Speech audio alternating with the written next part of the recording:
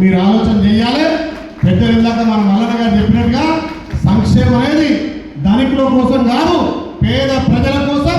ఇవే కాదు, ఇంకా సంక్షేమం అందించడానికి మన గౌరవ ముఖ్యమంత్రి కంకణం కట్టుకొని ఈ 99 ప్రజాపాలన ప్రణాళికతోటి ముందుకు పోవాలని చేస్తుంది. కాబట్టి దయచేసి ఇందులో అందరూ భాగస్వాములై మీరు విధిగా మీ గ్రామ సేవకులు, నేను నియోజకవర్గ సేవకులు, ఎమ్మెల్సీ గారు మరి ఆయనకు 33 నియోజకవర్గాలు నాకు వస్తుంది అన్నాడు.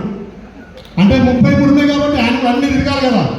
అందుకే మల్లన్న మనందరం పార్టీలను పక్క పెట్టి మన కళ్ళతల్లి లాంటి కాన్స్టిట్యూన్సీ, మన కాన్స్టిట్యూన్సీ మనం అభివృద్ధి చేసుకుందాం. పార్టీ లేదైనా సరే ఎలక్షన్లు వచ్చినప్పుడు టీచర్లు అనేది నా చేత నాది.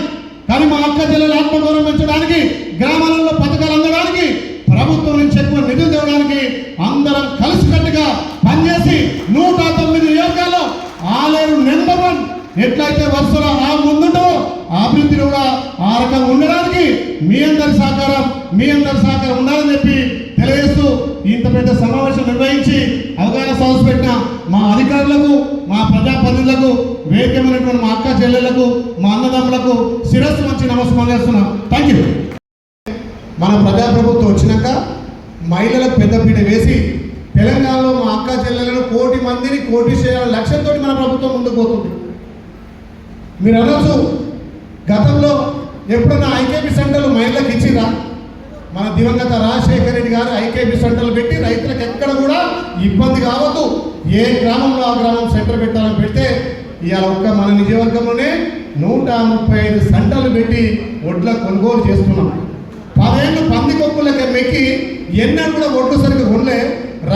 రైతులంతా మోసపోయి దళాలకు అమ్ముకుంటే నిన్న మరి మహిళ గురించి అంటే బాగుండదు. నేను ఓపెన్ చేసి 28 తారీఖు సెంటర్ ఓపెన్ చేస్తే 29 తారీఖు 30 తారీఖు ధర్నా చేసి ఈ ప్రభుత్వం కొట్టుకోవట్లేరు. ఒక మహిళ మాట్లాడే మాటలేనా? అంటే అక్కడ కేసీఆర్కు కేటీఆర్ హరీష్రావు అధికారం పోయి ఎట్లా పిచ్చెక్కిందో నిన్న మా చెల్లి ఎవరో మాట్లాడింది, ఏది మార్కెట్ కమిటీ చైర్మన్, వాళ్ళకు కూడా అట్లా పిచ్చెక్కి మాట్లాడుతున్నారు. మీరు అర్థం చేసుకోండి, గత 10 ఏళ్లలో మహిళలకు ఎక్కడ ప్రాధాన్యత ఉంది? ఈ ప్రభుత్వం వచ్చినాక ఉచితంగా ఆర్టీసీ పెడితే అది హేళన చేస్తారు. మహిళలు పల్లెక బస్సు తిరుగుతున్నారు. అంటే మహిళల ఆత్మగౌరవం పెంచడమే లక్ష్యం కదా. మహిళా సంఘాల కొట్లో కొనుగోలు ఇస్తే మహిళ కనుక మహిళ ఒంటరా అంటారు. దేంట్లో తక్కువ ఉన్నారు? ఇవాళ ఈ మీటింగ్లో మా మగవాళ్ళ కంటే మహిళలే ఎక్కువ ఉన్నారు. ఉన్నారా లేదా? అరే మహిళా సంఘాలకు మేము వడ్డీలో మాడు 300 కోట్లు ఎక్కొట్టిపోతే 3000 కోట్లు ఎక్కొట్టిపోతే మన ప్రభుత్వం వచ్చాక వడ్డీలో వచ్చాను. అది మన మళ్ళీ తెలియదా? 15,000 రేషన్ కార్డులు 10 ఏళ్ళు ఇవ్వలే. 15,000 మందికి రేషన్ కార్డులు ఇచ్చినాం. 22,000 మందికి రేషన్ కార్డు ఉన్న పిల్లలే యాడ్ చేసినాం. ఇది గొప్పతనం కాదా? మా మల్లన్నకి పంపిస్తలేవా? రేషన్ కార్డు ఏమంటామా? ఓన్లీ బియ్యం కార్డే అంటారు. ఎందాక పెద్దలు రామ్లో ఏం చెప్పిండు? నాకు రేషన్ కార్డు లేకపోవడం వల్ల నాకు పెన్షన్ వస్తలేదు, నేను ఆపరేషన్ చేసుకుందామంటే నాకు తెల్ల కార్డు లేదు. ఈ ప్రజాప్రభుత్వం గౌరవ ముఖ్యమంత్రి రేవంత్ అన్న వచ్చినాక నాకు తెల్ల రేషన్ కార్డు వచ్చిందని పెద్దలు ఇప్పుడే రామ్లోనే చెప్పిండు. అమ్మ ఒక్కడే చెప్తున్నా, రేషన్ కార్డు అనేది పేదోడి ఆత్మ గౌరవానికి ప్రతీక. ఇప్పుడు మా మల్లన్న చెప్తున్నట్టుగా చదువు ఉండాలి, ఎదుగుండగా చదువుకోవాలంటే కూడా, స్కాలర్షిప్ కావాలంటే కూడా, ఫీజు రిమెంట్ కావాలంటే కూడా తెల్ల రేషన్ కార్డు కావాలి. మీకు ఏదైనా జబ్బు వస్తే, గుండె జబ్బు కానీ ఏదైనా మాయరోగం వస్తే మరి గొప్పోడు మల్లన్నతను అంటే పైసలనే హాస్పిటల్ చేసుకుంటాడు, మన ఎంపీఆర్ చేసుకుంటారు. మరి పేదోడు ఏం చేసుకోవాలి? అందుకే తెల్ల రేషన్ కార్డు ఉన్న ప్రతి పేదోడికి 10 లక్షల వరకు ఆరోగ్యశ్రీ కార్డు ఇచ్చినాం. మంచిదా కాదా ఇది?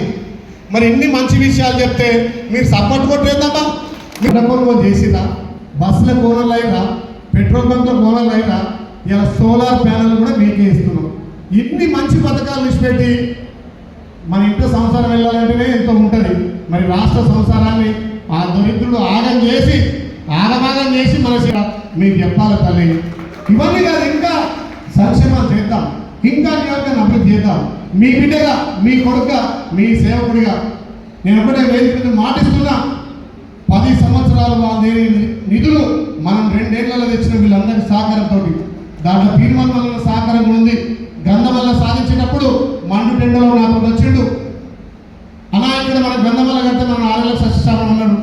కాకపోతే ఇప్పుడు జర పక్కపాటి పోయి సొంత పార్టీ పెట్టుకొని విమర్శించాలంటే